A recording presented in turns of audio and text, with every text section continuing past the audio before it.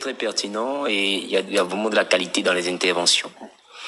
Déjà, l'homme de Dieu, il a déjà recadré pour qu'on aille chercher celui qui est l'auteur du mariage. C'est fondamental. C'est fondamental. Sauf qu'il y en a qui n'ont pas forcément eu des bases religieuses ou chrétiennes, mais qui ont réussi sans avoir la notion de qui est Dieu, sans des fois même croire en qui est Dieu. Moi, je vais plutôt sur le fait de la définition de l'amour. Pour beaucoup, aujourd'hui, l'amour, c'est une attirance. L'amour, c'est la passion. L'amour, c'est la personne me plaît. Les émotions. La personne est belle. C'est l'apparence. C'est tout ce qu'on regarde. Or, l'amour, à l'intérieur de l'amour, c'est des vertus. Aujourd'hui, les mariages ne durent pas parce que, en réalité, les gens ne s'aiment pas. Ils pensent s'aimer. Parce que l'amour, c'est une vertu. C'est fort, ça. L'amour, c'est un caractère. C'est très dérangeant. Ils ne s'aiment pas, ils pensent s'aimer. Oui, l'amour, c'est un caractère. La Bible dit que l'amour supporte. Les gens ne se supportent plus. L'amour tolère. Les gens ne tolèrent pas. L'amour est patient. Dans les couples, ils ne sont pas patients. On oublie que c'est deux éducations, deux cultures, deux mentalités.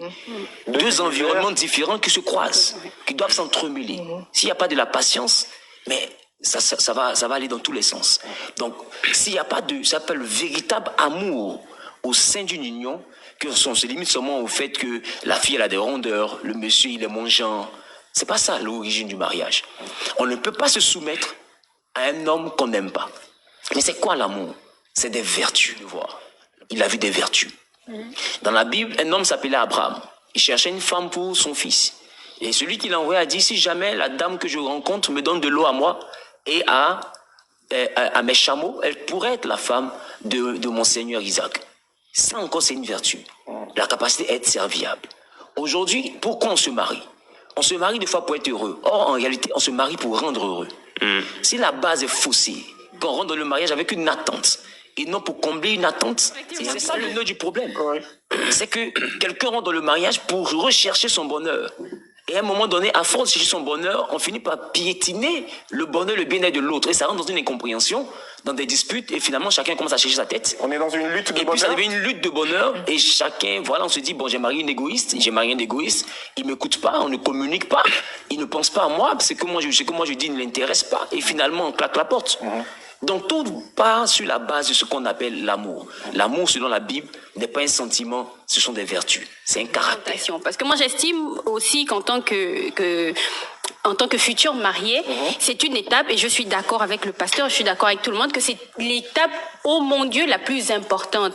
Mais c'est une étape que l'on zappe souvent très très vite. Ou du moins, on minimise en fait l'impact, ou encore on minimise le travail qui doit être fait durant cette étape de préparation. Et j'ai envie de dire, c'est à 50% ça qui cause des mariages, qui cause des divorces. Parce que moi, j'ai connu des mariages de personnes qui ont, par exemple, eu 10 ans de vie commune, mais à peine un an de mariage, ils divorcent. Ça veut dire qu'en fait, l'étape de la préparation, ils ne l'ont pas prise pour apprendre à se connaître, pour pouvoir établir des règles, pour pouvoir établir une vraie vision, pour pouvoir établir, en fait, un but à leur mariage, pour pouvoir s'harmoniser. Parce qu'il ne faut pas oublier, comme l'a dit le pasteur Zawi, que ces deux éducations, ces deux mondes qui se rencontrent, qui doivent apprendre à se connaître, qui doivent apprendre à se concilier pour pouvoir avoir une vision. On ne peut pas confondre cette étape à une histoire de temps. J'ai envie de dire, ça n'a pas 100% à voir avec le temps. C'est pour ça que je t'ai pris l'exemple d'un mariage, 10 ans de vie commune et 1 an de mariage, puis divorce. C'est-à-dire que ce n'est pas une histoire de temps. C'est une histoire, en fait, de conciliation, de communication, de préparation à là où on veut arriver en tant que couple, pas en tant que marié, mais en tant que couple. Parce qu'on oublie souvent que dans le mariage, ce n'est pas l'état civil que l'on va signer, c'est la vie commune. C'est notre vie commune qu'on veut juste légaliser au nom de la loi pour pouvoir protéger la femme ou l'homme. Mais avant cette légalisation, il y a une vision, il y a quelque chose il y a une connexion qu'il faut établir entre les deux individus. Parce que il y a aussi le problème des familles, les mariages aujourd'hui, il n'y a plus que 2 personnes. On est à 10, on est à 20 dans un mariage. Bah oui, ça aussi c'est un problème. Il y a plusieurs dans un mariage. Voilà.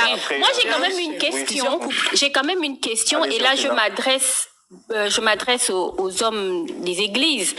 On constate aussi, et là je parle aussi sous la juridiction de Madame Linda Mbongo Ndiba, on a beaucoup pointé du doigt les mariages religieux parce qu'on estimait que l'étape de la préparation de cette entente-là dans les mariages religieux n'existe quasiment pas. C'est à peine à peine vous êtes rencontrés, oui, il m'a promis, ils m'ont promis, on se fréquente, et puis bam, il faut se marier. Parce qu'il faut éviter la fornication, parce qu'il faut pas pécher, parce que Vous dites que les mariages dans les églises sont précipités. Les choses. Bon, en tout cas, ils sont bien voilà, au placés niveau des églises, pour vous répondre. et là, voilà, comme je disais, je parlais sous le contrôle de Madame Linda Bongo Ndimba. Elle, j'imagine, et je veux qu'elle me réponde, on retrouve beaucoup de religieux qui viennent Demander le pour divorce. Demander le divorce. Oui, Et là, je c'est me les- retourne c'est les maintenant sur Alors, monsieur est-ce que c'est Angers une- et monsieur est-ce que David. c'est une Est-ce légende? que l'église Non, aussi c'est ne pas une légende. participe Il pas faut- il C'est faut- une légende urbaine. 2007, je reçois des couples de lundi à vendredi, compte le nombre d'années. Je ne suis pas là dans le mariage, mais je vois quand le mariage finit. Et c'est laid. C'est monstrueux de voir des personnes qui se sont aimées. Ah, je peux mourir pour toi, tu es ma vie. Qui sont en train de se battre, même parfois même pour une fourchette et pour un couteau. Donc évidemment, ça ne me donne pas envie de me marier. C'est mon choix, j'attends. Quand Dieu lui-même aura pitié de moi, il va m'envoyer quelqu'un qui me correspond. Mais est-ce que ça veut dire... Ouais, mais attention. Attends, maintenant je réponds à ta question. C'était une précision. Allez-y. Parce que beaucoup de gens, pas oh, trop tu n'es culture, pas on va marié, plus loin. tu ne peux pas parler du mariage. Ok, mais je peux parler de la fin. Il y a beaucoup de divorces dans les couples chrétiens, sont fondamentalement, en parlant entre adultes, c'est basé sur le sexe. Beaucoup d'hommes n'ayant pas, Satisfaction. n'ayant pas de direction, étant impuissants sexuellement, vont se cacher dans les mariages chrétiens. Ah bon? Parce que justement, moi le plus grand pourcentage parce que je classe toujours les causes de divorce par pourcentage. Le pourcentage qu'il y a dans les mariages chrétiens, c'est la sexualité défaillante. Ça veut dire que le monsieur ne fonctionne plus. On va essayer de mettre, parce que les enfants nous suivent. Et on va en mettre comme des Bien sûr. filtres. On va mettre des filtres, ne fonctionne plus. Et comme il sait que dans les mariages chrétiens, on ne se connaît pas avant la célébration, ça se passe très bien. Mais ce moment maintenant de la célébration, où la mariée découvre que, il lui dit, mais c'est bon, Jésus va me délivrer, Jésus va m'aider. Et vous avez ces femmes qui, au bout de 2 ans, 3 ans d'abstinence, de prière, de jeûne d'Esther, Jésus jeûne ne de revient Daniel, Jésus ne revient pas réparer la chose, Non, elle mais vient montrer. la question de Lazare qui sort pas du tombeau, c'est vraiment compliqué. Si Lazare sort pas du tombeau, c'est compliqué. pour la- Et ils sont très... Le truc, c'est que les mariages chrétiens, on peut essayer de pointer du doigt l'Église, mais l'Église n'est pas fautive.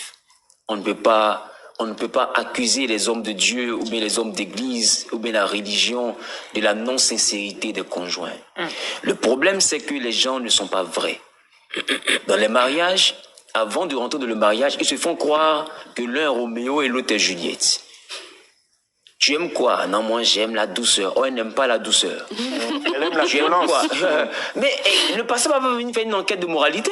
Désolé. Vous êtes deux qui allez vivre ensemble. C'est vous qui vous connaissez. Tu aimes quoi? Non, moi j'aime pas trop les histoires. Moi je suis une sœur, j'aime parler en langue. Entends, tu as déjà 198 expériences sexuelles avant de venir te garer à l'église. Et dans ces expériences sexuelles-là, toi, tu es habitué à boire au moins 5 tasses de thé avant de t'endormir. Allez-y, On voit comprends. l'image. Et le frère, lui, il arrive, lui, s'est gardé chaste. Peut-être, mais il n'a pas cette expérience, ou peut-être son kilométrage n'est pas aussi élevé que le tien. Bon, on arrive dans un mariage. Lui, il prend 2 tasses de thé, le chiffre il du dort. témoignage, et Oui. il dort. Des fois, il va sur le chiffre de la divinité, chiffre 1. Et puis, il finit, c'est bon. S'il est trop à l'aise, c'est sur le chiffre 3, le chiffre de la résurrection. Maintenant, toi, tu veux l'envoyer jusqu'au chiffre 5, le chiffre de la grâce, même à chérie. Mais c'est pas possible. J'adore les À un moment donné, il faut qu'on soit vrai. Il faut qu'on soit vrai. Les gens se mentent. Et c'est là que je parle de l'amour est une vertu. Les gens, pour rentrer dans les mariages, sont prêts à tout. À se vendre, à se donner une image, juste pour y arriver. Mais l'homme de Dieu, lui, voit que ça colle. Mais ça va coller. Le mensonge Lui, colle. il accompagne juste. Voilà. ouais. En fait, on ment dans un village qu'on traverse. Mais on ne ment pas dans le quartier qu'on habite. Donc, on peut mentir pendant les fiançailles, pas chacun chez son parent. L'homme de Dieu, lui, c'est cette cohésion-là que lui voit, c'est ça que lui célèbre. Il considère que vous vous connaissez. Maintenant, arrivé là-bas, mais les masques tombent. Ouais. Ce que tu avais dit être, et puis ce qu'on constate que tu es, c'est deux dimensions différentes. Comment tu traites ta femme quand vous ne vous entendez pas? Non, on va discuter, oh, il fait c'est l'échange qui prime. Oh, tu es un boxeur. Tu n'as pas informé la jeune fille que toi tu boxes. Tyson, son fils spirituel. Maintenant, vous arrivez dans le mariage, Incompréhension, ça devient la boxe. C'est déjà le mensonge, le manque de sincérité. Oui. C'est très, Que ce soit dans les églises ou en dehors des églises, dans notre société, on ne parle pas assez du mariage. On n'enseigne pas suffisamment. C'est une question d'éducation. On s'engage dans quelque chose, les gens ne sont pas éduqués sur ça. Ça commence déjà au niveau des familles, des parents. Moi, par exemple, je parle ouvertement du sexe. Moi, je n'ai pas honte de parler du sexe. Le sexe, aujourd'hui, ça sert à rien de faire les gens qui sont, qui ont la tête au ciel et les pieds sur terre et puis, genre, on parle jamais de sexe, etc. Le sexe est présent partout. Que ce soit dans les églises, le sexe est présent partout. 80%, hein. Oui, le sexe est présent partout.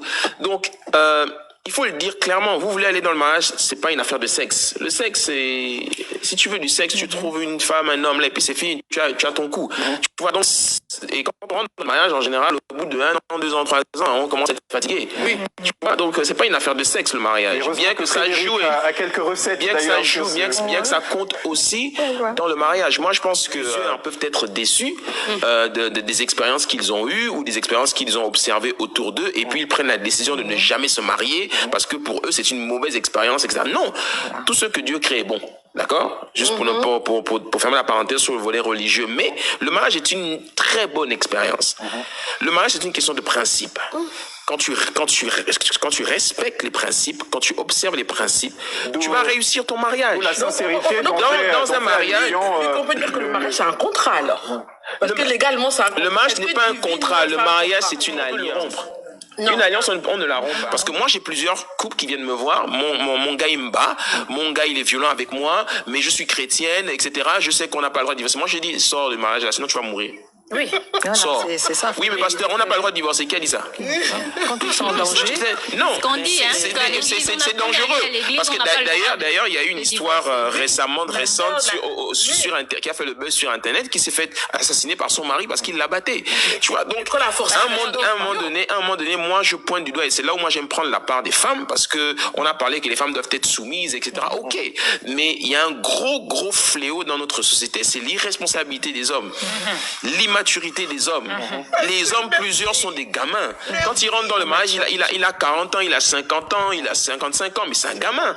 Il y en a, ils sont irresponsables, complètement irresponsables. Ils sont pas des pères responsables, ils sont pas des maris responsables. Dans les quand tu observes les comportements qu'ils ont à la maison, moi j'ai reçu un couple il y a pas très longtemps, tu vois, le gars il n'arrive pas à se maîtriser. Quand il se met en colère, c'est tort en personne qui est arrivé dans la maison. À un moment donné, il faut être sérieux. Quand même. Tu vois, donc le gars il n'arrive pas à rentrer à l'heure à la maison. J'ai reçu des couples, c'est les problèmes financiers, parce que le gars au niveau financier il fait n'importe quoi dans la maison. Donc il y a un gros manque de responsabilité, de sérieux de la part des hommes. Et les femmes, beaucoup, elles en souffrent dans les foyers. Tu vois, nous sommes issus de civilisation bantou, donc l'homme il compte énormément, il a autorité. Mais quand tu es marié avec un enfant dans la maison, à un moment donné, elle a envie de partir. Voilà. Quelle est la part du sexe? On va laisser Frédéric réagir déjà sur tout ça d'ailleurs et ce qu'elle veut dire. Oui. Alors, moi, je vais d'abord donner 3 points. Allez-y. D'abord, il y a l'amour. Le pasteur a dit l'amour. Mais dans l'amour, il y a une vision, il y a des questionnements qu'il faut se poser. Est-ce que je me sens amoureux? Est-ce que je suis libre d'être moi-même dans le couple? Ok. Est-ce que je suis libre moi-même dans le couple? Est-ce que mon amour, notre amour, met de la lumière autour de nous? Est-ce que ça peut servir d'exemple? D'accord? Quand on dit tout ça, certains peuvent dire c'est très théorique. Oui, c'est très théorique, mais c'est ça, parce que le but du jeu, c'est ça. Il faut être un témoignage. C'est-à-dire qu'aujourd'hui, si les jeunes n'arrivent pas à se marier, que ça se casse entre guillemets la gueule, c'est parce que le père et la mère étaient un mauvais exemple. Si moi je vois mes parents se disputer tout le temps, d'accord, et qu'ils apprennent pas à m'aimer, mais qu'ils ne s'aiment pas eux-mêmes, comment moi je peux aimer quelqu'un dans un mariage? Soyons sérieux un peu 5 minutes. Voilà. L'étape 1, c'est l'amour d'abord. Les jeunes sont sur l'amour. C'est basé sur l'éros, la chair. Oui, il me plaît bien, il est super bien gaulé. Au sexe, c'est super, c'est les sensations de ça. Oui. Le but du jeu après, c'est le jeu plus tu égale nous, le couple. Il faut descendre l'amour vers le couple. D'accord. Ok? Après ça, la 3e étape, c'est l'illusion. C'est pour ça qu'en fait, les jeunes aujourd'hui n'arrivent pas à dépasser cette étape-là, qui est la 3e étape, c'est l'illusion.